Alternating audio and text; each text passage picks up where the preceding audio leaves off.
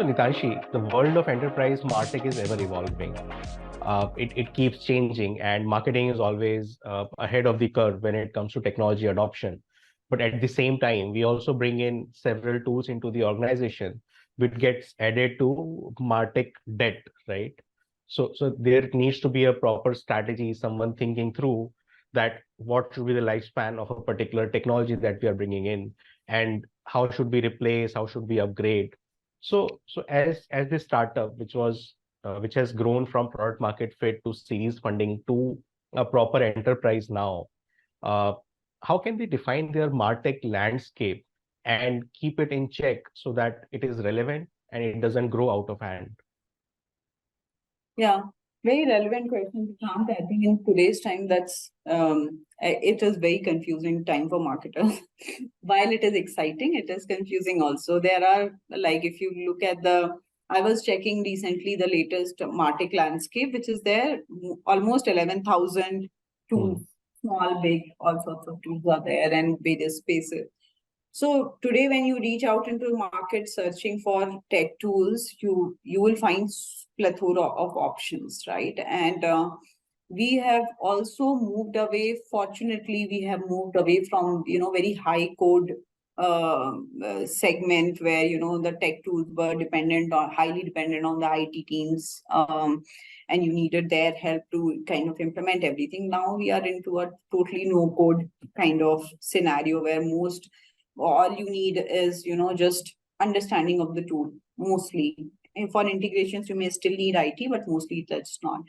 And then as AI would creep in, then this would become even more super easy. Maybe you will just talk what you exactly want and the tool will start doing exactly the same way, right? So we might move into that space very soon.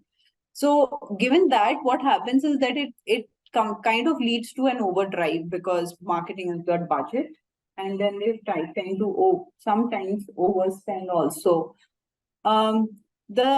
The issue is not getting tech. Tech is always a good partner into scaling, but the issue happens when you have a plethora of tools which don't speak to each other. They may be even integrated, but they still don't speak to each other in terms of, there is data discrepancy across platforms. Then the other challenge is that your teams may not have adopted them well, right? That is another challenge which happens, right? You get those tools, but who is using it? How many people are actually utilizing the tool becomes a challenge. I've seen that most of the times when companies, this time they have budget, they want a SEO tool, but after a year or two, you realize, okay, nobody's using that tool, is still standing there. We have the license, we are paying for it, but what's happening? Is it actually driving any value or not? Is something which they don't are not able to kind of tell. So what I feel is that whenever you start building your MarTech, it should have at least a 5-year plan in mind, right? Because your customer is changing. How you speak to the customer is going to change. The channels which you change. And so we were initially just dependent on email and phone, right? Email and phone were maximum. Now you're talking about personalized email. Then you started talking about, conversational emails now. And there would be a time that, and there are other channels, obviously, you have social media, personalizing in the social media, landing pages, microsites, all those channels have come. So when you're trying to handle all of this with your tech, then you need a good syncing tech in mind. So you can't invest in our technology.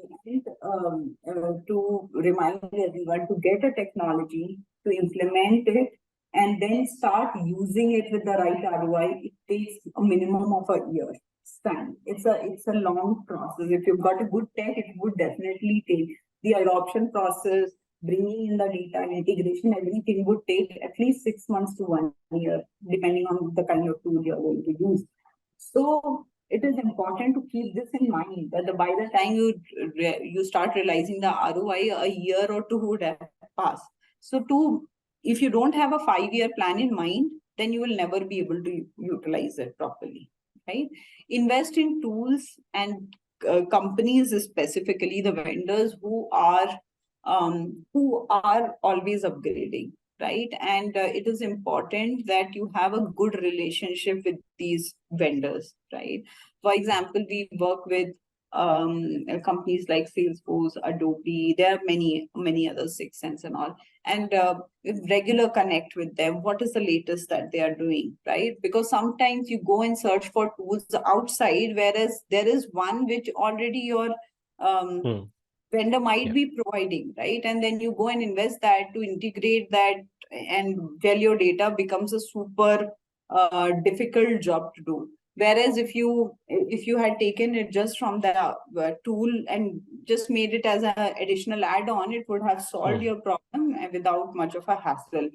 Yeah. And also to keep in mind, the IT cost might be very high at times. So Hmm. keeping all these factors in mind, it is important to understand that, again, as I said, if you have a strong marketing operations team which works together, you have good connectivity with all the other teams. So you have content team, advertising team, PR team, all that.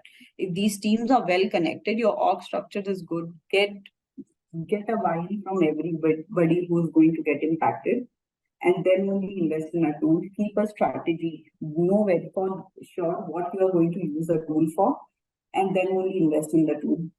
Otherwise, don't go for it. It's okay to be a little late than onboarding something which is going to be, as most enterprises have, like legacy systems which do not work. It's never worth to have that.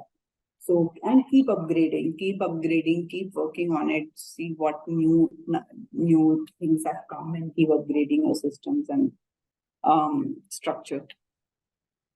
Yeah. So basically, what I heard is try to look for synergies instead of adding more tools. Look where you can harvest the existing tool and get more out of that, so that you reduce your IT dependency, you reduce bringing one more stack, and kind Yes. of stay relevant, because stay with one and evolve together is the mantra, I guess. Yes.